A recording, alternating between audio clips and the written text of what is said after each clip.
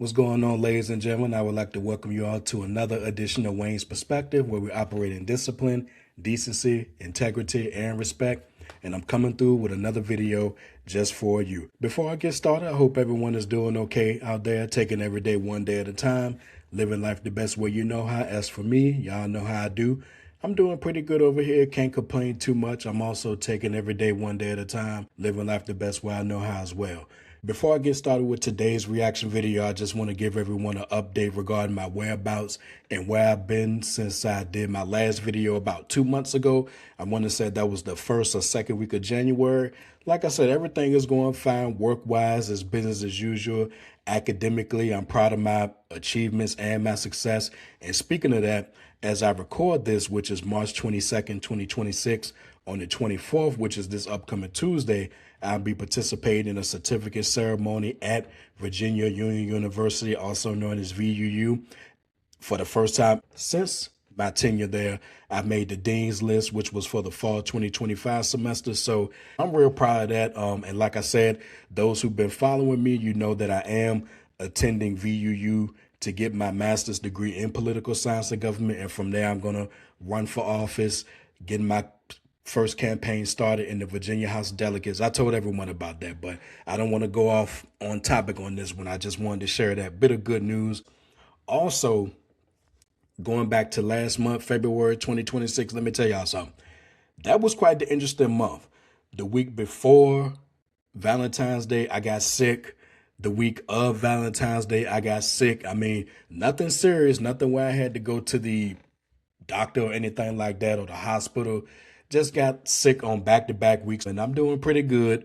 You know, no complaints there. And also there was a death in my family, and me and my family were still in shock and disbelief at the events that took place with that. I'm not going to go too much into that. So February 2026 was quite the interesting month. Oh yeah, how can I forget this? Those of you listening to this who live in Virginia, y'all know that we did have like a little snow/ice storm at the end of January going into February. So we had to navigate a situation where the majority of our surroundings looked like it was one big ice skating rink. And thankfully, we didn't get too much more bad weather on top of that. And thankfully, once the temperature started warming up, all of that stuff, it began to melt in record time. And here we are. We're at the tail end of March 2026. So again, everything is going good. And like I said, I hope all of you are doing pretty good as well. And with all that being said, we're going to go ahead and get into today's video, which is going to be a reaction one, courtesy of Karen Hunter. Shout out to her, and fair usage for the video, fair usage. Now, even though she's talking about Dr. Umar Johnson, and matter of fact, let me speak on him right quick because she's talking about him as it relates to voting as well. And there is another message that I'm going to save towards the end of the video. But in the meantime, I am going to do what I normally would do when it comes to a reaction video. Basically, when it comes to Dr. Umar Johnson, I really don't have too much to say about this guy other than that he's a liar, he's a cheat, and he's a scam. I still can't believe that there's anybody riding with this dude. It's pretty clear to me and everybody else that whatever school he's been talking about for umpteen years now is never going to see the light of day. And it's pretty clear to anybody with some common sense what he's been doing, because he's no benefit to any community, much less our community. But again, I have nothing good to say about him. And he's currently on my list of people that I'm tired of. He's not a benefit to the Black community specifically or any community in general. And of course, he has some choice issues, or should I say he has some choice things to say about the 2024 election. And I do remember at the time there was a clip that I saw him. I didn't see the whole clip, but I remember him talking about, you will not gaslight us into voting. You will not gaslight us into voting and all this other nonsense. So Karen Hunter is going to dissect things a little bit. And like I said, I'm going to offer my thoughts as well. So with all this being said, we're going to go ahead and get the screen shared so we can go ahead and talk about this here. And again, fair usage for the video, fair usage. Let's go ahead and get this started. And again, shout out to Miss Karen Hunter. Umar Johnson and others, he's not alone, but he happens to be the person in this clip that Joshua Das was responding to. You know, that's why I don't vote, or that's why the Democrats and Republicans. And anytime I hear somebody say that at this point, I used to get really defensive, especially when, oh, you're a Democratic chill. You just fight with the Democrats. You just blah, blah, blah, blah. I used to be like, no, yeah, I'm her, and I'm fighting back. But I was like, why are they saying that? because history has shown a completely different story. Black people are not stupid. 92% and 80% of us did not vote for Kamala Harris because we're stupid. It's because we've lived here. We've been here for generations. We know what this is. We have lived under oppression way longer than anybody else who's been here outside of the indigenous people. And there's very few of them left, by the way. Outside of the indigenous people, of which many of us actually are. Thank you, 23andMe, for denying that part of our heritage. That's a lot of us were here before. I'm gonna say less about that, but yeah, no, here we are. Yeah, we watched this story over and over and over again, and we know how it ends as well. So we're gonna vote for everybody's common humanity, and we're gonna vote for the potential to get out there and fight. But now here we are. Now the fight is different, so different. So Joshua Das said this. I did not vote for Kamala Harris. Yes, sir. I did not vote for Donald Trump. Yeah. Unlike many black people who believe you must vote even if you have nothing you're looking for, I'm not in that group.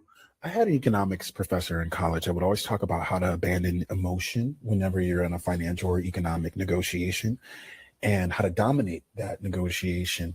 And he had a very interesting leveraging tactic that I never forgot. A green guy is locked in a room with an orange guy and $1 million, and the clock has 1 hour. And they tell him, look, all y'all got to do is decide on how to split up the money and we'll give it to you. But if not, you get nothing. So the green guy says to the orange guy, like, look, this is easy. Let's just split it 50-50 down the middle, 500K each. The orange guy says, nope, I'll take 600K or no deal. The green guy's like, wait, what? No, that doesn't even make any sense. They argue back and forth, and eventually the time runs out and the green guy doesn't take the deal. So he walks out with his head held high, no money, but with his head held high. He kept his morals. But what he didn't know is that the rules for the orange guy was a little different.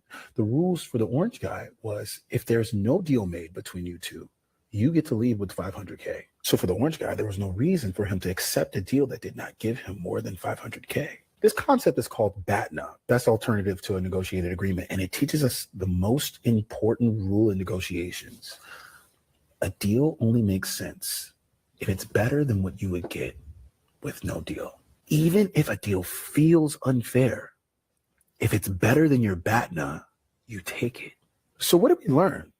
What black people got with the no deal option was Donald Trump, which gives us a rise in black unemployment, a rise in gas prices, another war, a retrenchment of DEI, retrenchment of affirmative action. Barack Obama posted on his page as a monkey and a banning of over 500 black books. A deal only makes sense if it's better than what you get with no deal.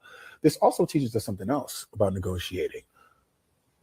The rules that you're negotiating under ain't always the rules that your opponents are negotiating under. Oh yeah, and black people are always under different rules. So when we were listening to a white leftist talk about never vote for Kamala during the election, think to yourself, were they communicating to me under the shield of their father's loft in Williamsburg and under the shield of a Democratic mayor and a Democratic governor passing progressive policies? And with the tangible consequences of this president affect them the way that it would affect me. You see, they're saying they can't vote for a candidate because they haven't fallen in love with them.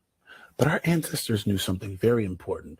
We don't get the privilege or the luxury of falling in love with our political candidates because this political system don't love us. Politics ain't a love story for us. It never has been. It's a business deal, a negotiation.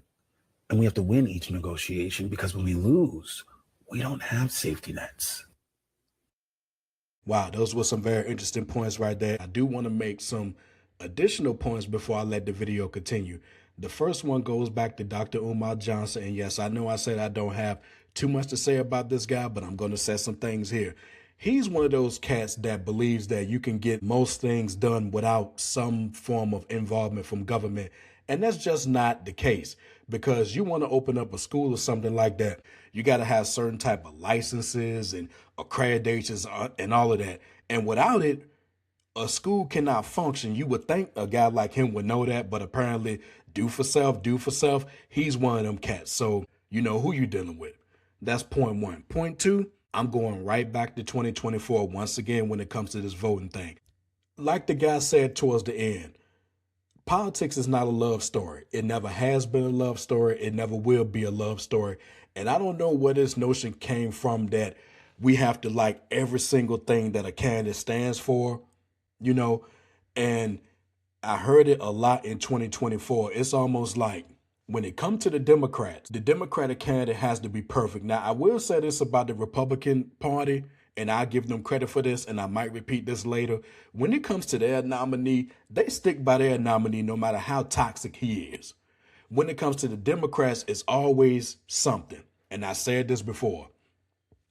You couldn't have Joe Biden run again because of his age and his poll numbers.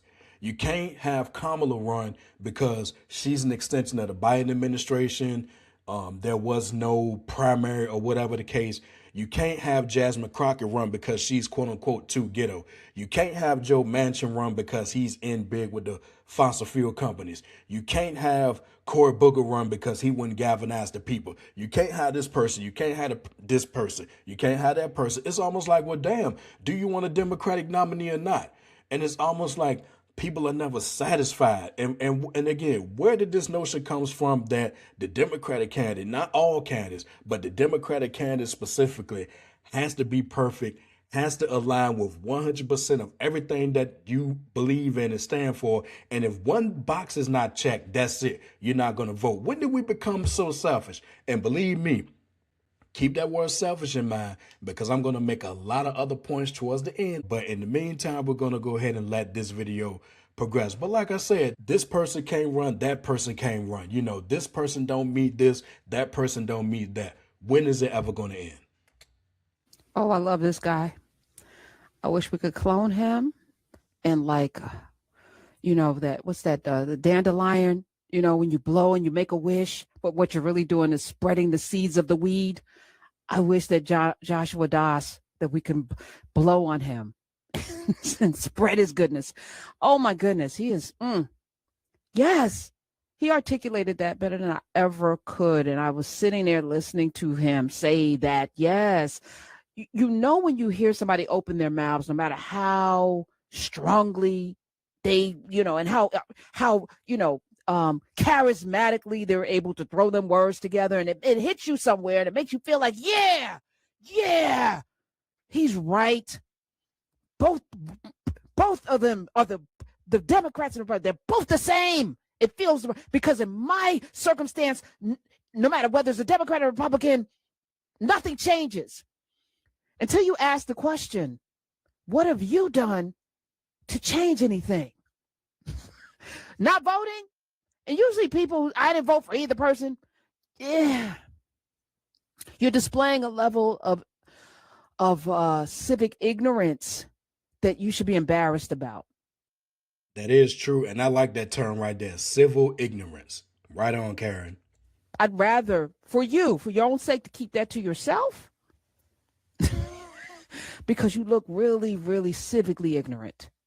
Joshua is right. It's a negotiation. We're not voting for soulmates, best friends. We're not even voting for spiritual or moral leaders. We're voting for rights and resources. And if you live somewhere, and as he said, a lot of people yelling this, were yelling it from the perch of a Democratic mayor and a Democratic governor. Let me say, as a person that lives in New Jersey right now, we're going to be okay. We're going to be okay until we're not, because here they come. I'm sure Minneapolis, Minnesota thought they were going to be okay as well. And that's why, elections have consequences, because it is beyond that. But by and large, if you live in a state, it's, New York, New Jersey, even Massachusetts, now Virginia, you're probably going to be okay.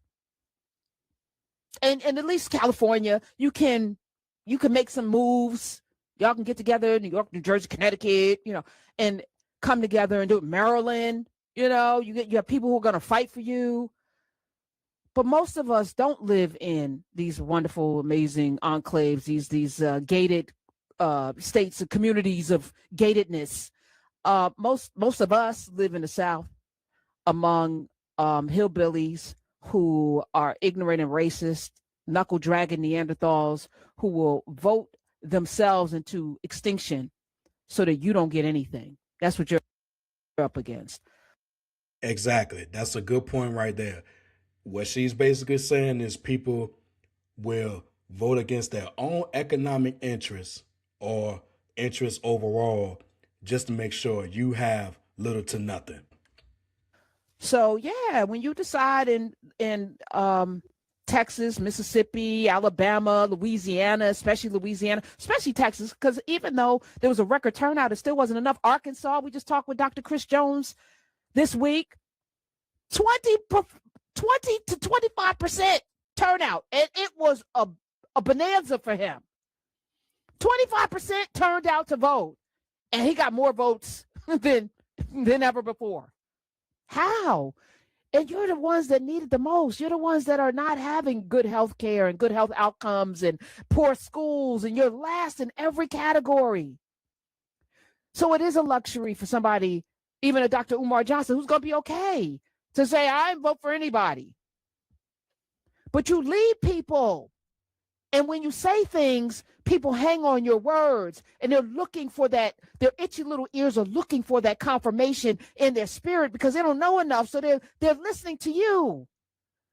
The one thing that I'm very clear about every day I open this microphone is I don't ever want to lead somebody into a bad decision or a wrong way of seeing things. Is why I try to talk to as many different voices, to come in to have conversations with, because I want to see like who's out here grifting, because that's a grift to me. If you're saying things that in your mind it feels right. I mean, let me just say honestly, there are a lot of things that I actually do believe that I may not talk to you about because I don't want to mislead anybody, because this is my feelings about it. So however I'm going to lead my life, I don't necessarily want to share that with you because it may not work out for you the same way. So I'm not even going to bring it to the airwaves, because I don't want anybody to be misled. It took me damn near 10 years to talk to my team about setting up their money because I didn't want to be the one responsible. But then I was like, at this point, I have to be responsible to make sure that everybody's good. And we're going to have another session on investing with the team that's here, because I need all of the people working with me to have a vision for what it looks like 10 years from now, 20 years from now. And I want everybody to be successful. But that, I didn't feel like that was my responsibility, but it absolutely is. But I'm cautious about that, because cat luck ain't dog luck. I know that too. What works for me now, like I've been sitting on, an investment thing for the better part of 6 months, just because I don't, the market's crazy.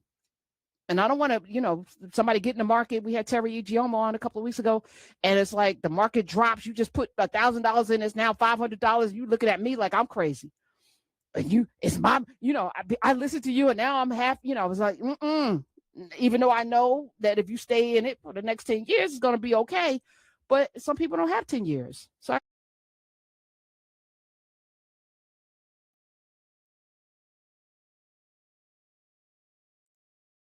All right. And again, shout out to Miss Karen Hunter for that, which was a very good video. And here we are, we at the end. And I just want to give my thoughts like I said I would. Now, I'm sure I mentioned this in previous videos, but when it is my time in office, and I do have my political career and things like that, one of the top 3 issues that I am going to focus on is voting rights.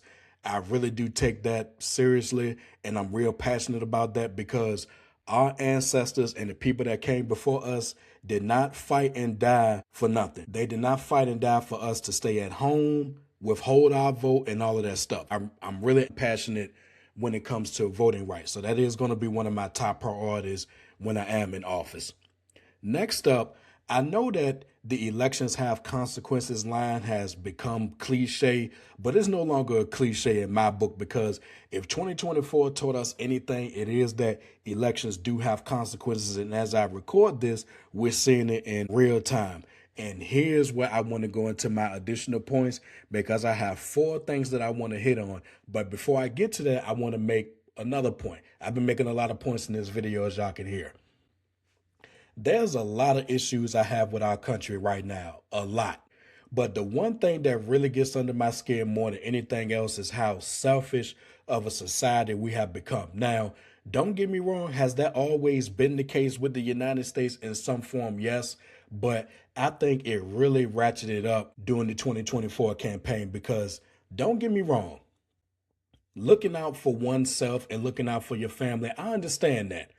But when you're looking out for yourself and your own interests to the detriment of everything else, to a point where nothing else matters, or In most cases, you don't care what happens to other people, but when something touches you, that's when things start to matter. That's when things are no longer jokes. That's when I have an issue, because you should always look out for your fellow man, your fellow woman, your fellow child. Yes, what you have going on under your own roof, that's always important, but you shouldn't be dismissive towards anything else that doesn't involve you. And like I said, 2024 really turned our society upside down in terms of this selfishness. We are the most selfish people on the face of this planet. Now, a lot of us can say that, but still, I just never seen it as such of a problem that it is now, to a point where if we don't get it under control, that along with a lot of other things is going to be our downfall as a nation and as a people. Like I said, the selfish thing, it just really gets under my skin. It really does. And with that being said, we're going to go ahead and get to my next point. The first thing that I want to talk about is protest voting. This is one of the most counterproductive approaches to voting I've ever seen, because protest voting helps no one. All it does is hurt the Democrats and it helps the Republican. Now, I made mention of this before and I'll make mention of it again. Am I a Democrat? Yes, I have no problem admitting that. Is there a little bit of bias here? It may be. But tell me where protest voting solves anything, because it's either going to be the Democratic candidate or it's either going to be the Republican candidate. We're never going to see a third party ascend to the levels of even Ross Perot. We're not going to see it again. We're not going to see a Green Party or a Libertarian be president of the United States. We're just never going to see that. Now, you can argue about whether the system is broken and it needs reform. We can always have that discussion. But protest voting is not the way. Protest voting helps nothing. It solves nothing. And this whole notion about teaching the Democrats a lesson, okay, that's where the whole thing about selfishness comes in, because what lesson is supposed to be taught? And by the way, when are you going to teach the Republicans a lesson? Because over the last 10, 15 years, maybe even longer than that, has anybody ever come out and say that you're going to teach the Republicans a lesson? Because if anything, considering their track record over the last 10, 15, 20 years, they never get punished for anything that they do. And if they do, it's very little to no punishment. You know, does anybody come out and say that you want to teach them a lesson? If anything, they continue to be rewarded for their nonsense. But then again, Democrats are expected to govern. Republicans are expected to gaslight. That's the thing right there. So what lesson is supposed to be taught? And by the way, to look at it in such a selfish way that I'm going to teach the Democrats a lesson as if there's nobody else living in this country. Help me make it make sense. The second point that I want to make, and it's another counterproductive one, and that's transactional voting. I remember in 2024, leading up to the election, I remember a guy, and he was a black man. He said, and I quote, "I'm going to vote for Donald Trump to get a stimulus check." That comment right there always ruffled my feathers, because number one, you either refuse to remember why those checks were issued in the first place, or you do remember, but you just don't care. That sort of thing. That kind of transactional voting, almost as if your vote can be bought and sold just like that. And if you don't get a stimulus check, then what? You're going to find some way to blame the Democrats about that too? But like I said, just the notion that you're going to vote somebody to get a check. And by the way, are you seeing those checks now? Do you have any reason to believe that you're going to get a stimulus check at this point? Do you? I think we all know the answer to that. Point number 3, single issue voting. Y'all notice the trend here. All of this is just counterproductive, and it just defeats the whole purpose of participating anyway. And usually when I think of single issue voting, what comes up first? Reparations. And I've heard this over the years too. No reparations, no vote. If I don't get reparations, I'm not voting. But then if you get the reparations, then what you're going to do? You're still going to find some type of way to find fault with the system and not want to vote again. It's as simple as that. And I've talked about reparations on my channel before. And the last and the fourth point that I want to make is the one that really gets under my skin. And for somebody who is passionate about voting rights, this is it right here. Sitting out elections. It never helps anything. It never solves anything. And if you gladly do that, and at the same time, you still find some time to talk about politics, you really playing yourself. Because why talk about something when you don't participate in it? And like I said, the most counterproductive approaches to voting that I've ever seen in my life. Protest voting, transactional voting, single issue voting and sitting out elections is all selfish. And if we don't do something about that, again, we can always have the discussion. Everybody should be doing more. It shouldn't be up to just the Democrats to solve every single problem. And if 99 problems are solved, but one is missing, it shouldn't be a situation where you did everything that I wanted, but you missed this one thing, so now I'm not voting.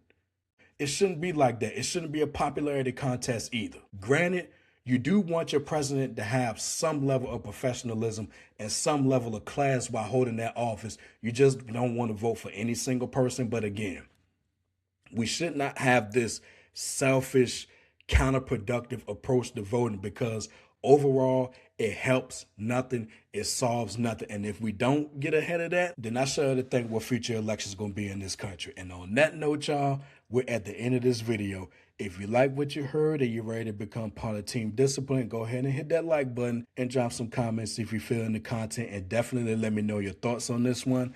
And last but not least, hit that subscribe button along with the bell so you're notified when I drop new videos. And until next time, my people, take care of yourselves, and remember, the power of the mind is valuable.